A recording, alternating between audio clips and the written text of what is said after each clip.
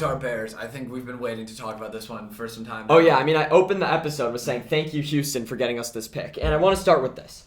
Before the season, I'm pretty sure I said this. I haven't looked back. That my two main goals for the Bears season, I didn't think they'd accomplish them, by the way, were that Justin Fields would prove himself as a top 10 future quarterback. And I think if there's a dynasty draft for future quarterbacks right now, he goes top 10. Yep. And number 2, we get the number 1 pick.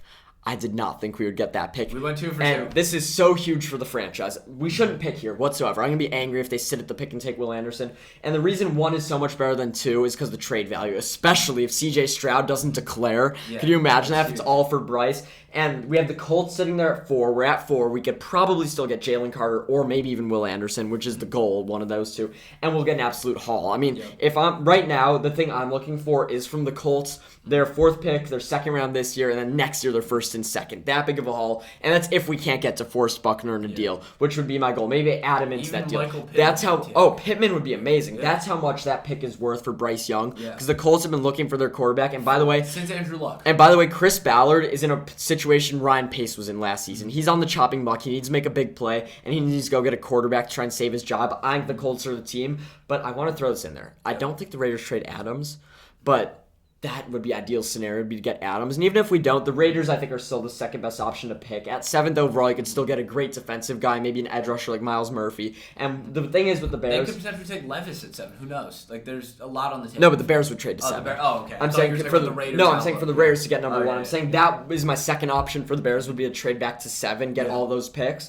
And when we're looking at the Bears, here's why I should trade back if you don't necessarily believe in it. It's because they're not one player away. As good as Will Anderson is and Jalen Carter, they're not one player away. And even if that means going back to 7 instead of 4, which means getting Miles Murphy instead of Jalen Carter, although I won't be thrilled about that, the thing is getting the most picks possible, and the Raiders might have that. But I think the Colts is the way.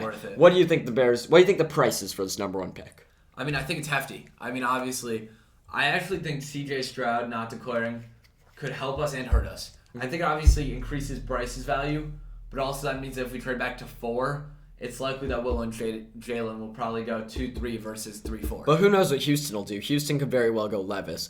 And I think an interesting storyline could be if Stroud doesn't declare, what about Houston as a trade candidate? Yeah. Like we're saying, we're going to trade this pick elsewhere if you don't make a huge offer. They have 2-12 this year. If they could give us 2-12 and maybe a 2nd round this year, maybe a 2nd round next year, maybe a 1 next year, like that would be insane. But the price for this is huge because he's a franchise quarterback. The idea of trading Fields is blasphemous because he's a proven guy. I don't think Bryce can be any better than Fields. And although the 2 years of the rookie contract have some value, why would you take a prospect that could very well bust instead of a guy we know is good? I think that idea is completely horrible. And by the way, the value for Fields would be more than this number 1 pick, but not by much. Because people love Bryce. People saying Fields worth a 2nd and a 3rd is utterly crazy. Yeah. This pick is worth 2 firsts and 2 seconds, and Fields is worth 3 firsts and 2 seconds. Yeah. So keep Justin, load up on picks, build the defense, the line, receivers. Maybe look at D-Hop even. Yeah.